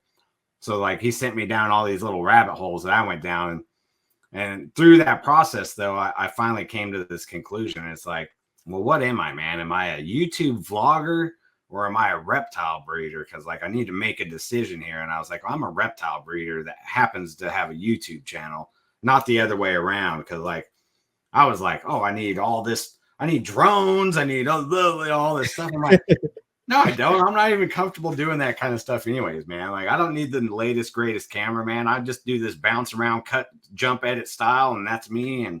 But that helped me learn that about myself. So I'm grateful to Brian Cusco for kind of sending me down those rabbit holes and figuring myself out, you know?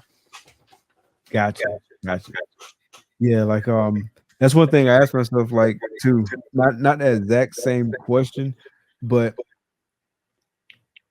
what I'm trying to do now is separate like my Herp Collectors page and my Clutch Conversations page, because what I'm noticing is like my Herp Collectors page is primarily like Clutch Conversations, and I still want to share stuff about the animals, and I want to like force myself to share more things about the animals, share more pictures, and like start doing more reels and stuff like that.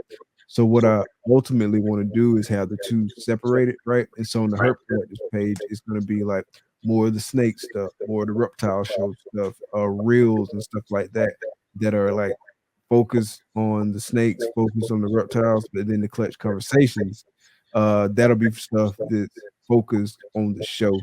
I'm building up my following on the Clutch Conversation side, and then at some point I'm gonna like say, hey, from this point on, the show stuff by and large gonna mostly be on Clutch Conversations. Like I still share stuff on my stories on the Herp Collectors page, and by and large, though, like mostly all of the Clutch Conversation stuff is gonna be on the Clutch Conversations page, and then everything like reptile related, like the animals and stuff like that, the reels and all that good stuff, that'll be on the Herp Collectors page, because I want that separation between the two.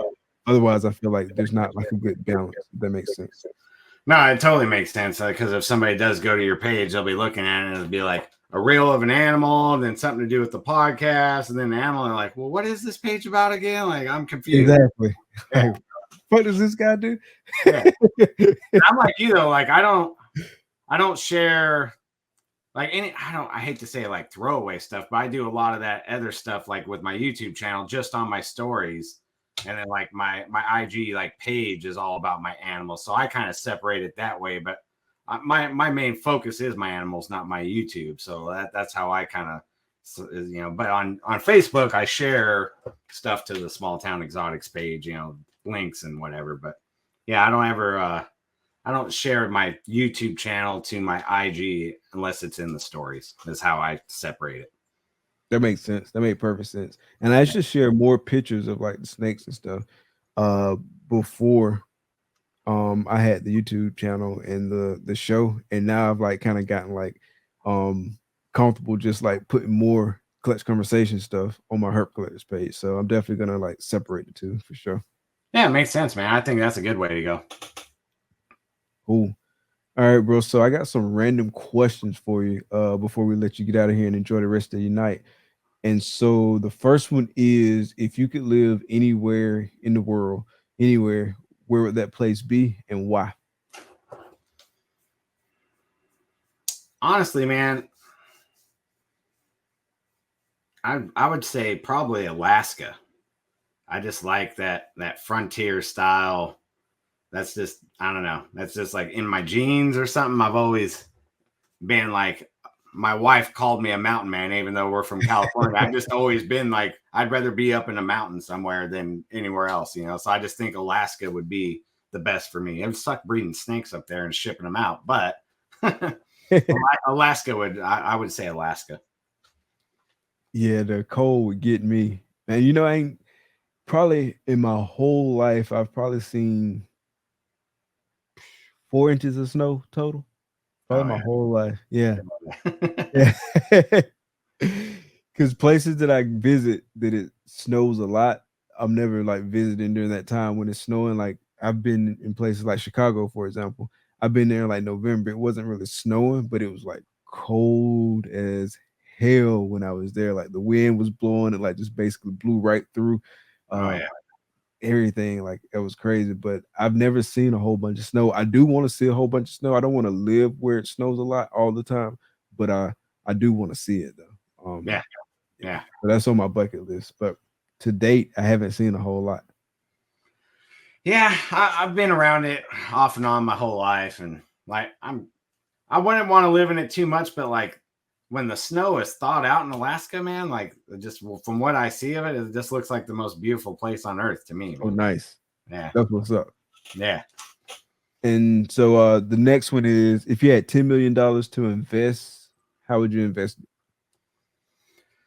I would probably put 8 million, 8 to 9 million in all real estate. My wife's a property manager, so I would have her managing all those properties. Nice.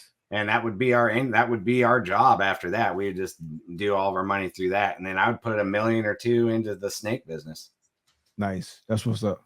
Yeah. And then that would be my own little, like, my own little business to keep me busy. And then she could do all the real estate stuff and make the real money over there. And I'll be over here making snake money. Any particular type of real estate?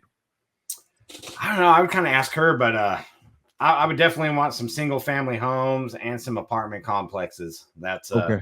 That's kind of like her specialty, what she does. And so me and her's been married. We've been together, 13 years now. So I feel like I know a lot about property management at this point because like she's worked from home for part of her career. Like I've helped her with stuff. So nice. That would probably be, I mean, I would definitely look into commercial and all that stuff too, but yeah, I would say single family homes and apartments. And then, it would be nice to have like a couple places, like maybe something in Alaska, maybe something in Florida, like Airbnb type properties where me and her can go stay at, when people aren't staying there too, Gotcha. Okay. So it pays for itself and we can go vacation there, something like that. Hell yeah. Yeah. That's what's up. All right. And so you can have dinner with any 3 people, dead or alive. Who would it be and why? Well, I hate to copy Chris on one of them, but I'm going to say Jesus, Muhammad, and Hitler, because I think those 3 guys have like changed the world for better or worse. Like they changed the course of the world, those 3 people. So I just want to sit down with them. Hitler would be probably behind bars or something, but like cage him up. And Jesus, like slide the tray under the cell. Yeah. But I mean, like those 3 people. So like Jesus and Muhammad, I mean, their religious movements have shaped the face of the earth, man. I mean, certainly. I mean, here in America, we see the Christian side of stuff, but the Muslim side of the stuff, I mean, they've had a profound impact on the whole world as a whole. So I would just like to sit down with those 2 guys and see what made them tick, man. Like how did they inspire like so many followers? Like there had to be something about them, So that's I would like to sit down with those 2 for that. And then kind of the same thing with Chris on Hitler, man. Just like, what the hell was he thinking? Like, what? I mean, that dude had a profound effect on a global scale in a short period of time. Like where Jesus and Muhammad, it was more of a slow grow. Like it turned into something way bigger, like centuries, as the centuries went on and stuff. But yeah, man, I think it'd just be interesting. If I had to choose a 4th, I'd choose like Alexander the Great. I mean, he was like the first world conqueror. I mean, like what made those kind of people tick? I'm curious, like just their thought process, just like what were they like? Those kind of people. Yeah. Yeah. That's a good point. Yeah. I thought about that when Chris said it, but yeah, that's a good point. Just like what were you thinking and why are you thinking that way? And like just really like questions just to like really dig in, not because you want to like do anything similar to them, but just like natural curiosity and just understanding. You know what I mean? Yeah. Yeah. Man, then that's why I bring up like Alexander the Great. Like not as many people talk about him today, but he was like the first world conqueror. I mean, like that dude was pretty ambitious for being like in the ancient times to do what he did. And you could probably learn some good business strategy. That's what I'm saying. Oh yeah, I mean, I'm sure there's some kind of philosophy there that you can apply to today's world, man. Just a state of mind, the way they thought, just like yeah. So. Yeah, 100%, 100%. So if there was one question you wish I would have asked you, what would be that question and how would you have answered it? Man, I think you asked all the good questions. Yeah, I don't know. I don't even know how to answer that one. The one that no one ever asked is how I got my name, but we already kind of covered that. So got it. That's the question I wished all the other people I've done collaborations with or interviews with would have asked, but nobody ever asked it. But we already answered it. So I guess that's got it. Half-ass answer, but that's what's up. That's what's up. Well, Shane, it's been a wonderful, outstanding show, man. I really appreciate you coming on the show. I hope you kill it at Tilly, man. I hope you sell everything you bring. Hope you have a blast. And hope to get to meet you in person one day. Are you going to any other like big shows like a Daytona or something like that? Daytona is definitely on my bucket list, man. So this year I'm gonna go to Reptilian Nation in September, but I was thinking the following year I'm gonna change some kind of show up because I definitely want to go down to Daytona, man. I know a bunch of Florida people that I got to meet in real life and everything too. So Daytona is definitely a big one. Now that I'm on this side of the United States, I don't really have an excuse, man. It's drivable. So Yeah, you definitely got to make it to Daytona. yeah, Definitely. yeah, Yeah, definitely. it'll be dope, man. Well, I know there's no one in the chat right now, but there will be some people in the chat when we air this. So I appreciate everybody coming out. I appreciate everybody watching the replays of the videos, showing support. Please make sure you go and follow Shane everywhere. Small Town Exotics. The links to his social media. Those links are in the description of this video. So definitely make sure you go out and show support. Is there anything you want to say to folks before we get out of here? Well, I want to say thank you to you for having me on, and thank you for doing this pre-recorded version since my schedule is kind of weird to work around. I really appreciate that. I say you're killing it, man. I've been listening to your podcast for a while now, man, and you're definitely doing good things. So thank you for having me on, man. It's an honor for me to be on your show, honestly. So I thank you. appreciate it, bro. I appreciate it. I appreciate the support, and it was an honor to have you on. It's funny, real quick story before we get out of here. So I was thinking about this earlier today.